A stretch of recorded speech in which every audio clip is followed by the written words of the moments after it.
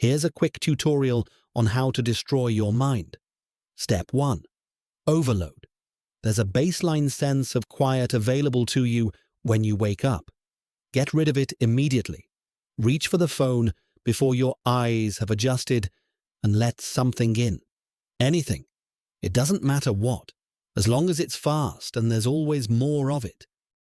You want your attention broken into pieces small enough that nothing can be built out of them for the rest of the day. Step 2. Resolve. The overload has left you agitated, and agitation wants closure. Your brain will now ask for something sweet and immediate, and you should give it exactly that on the way to work without thinking about it. You know it isn't good for you. That's not the point. The point is the fullness. Step 3. Ruminate. Now that your attention is in fragments and your blood sugar is doing something dramatic, sitting down to work will feel impossible.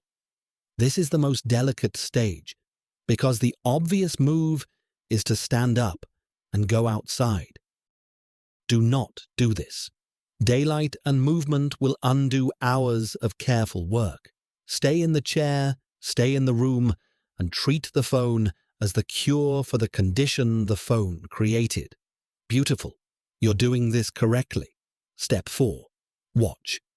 You've now spent enough hours observing people that observing has become the natural setting. Talking to someone will feel like a performance you're underprepared for. Watching them will feel like breathing. Everyone on the screen is better lit than you and further along than you, and they all appear to have somewhere to be.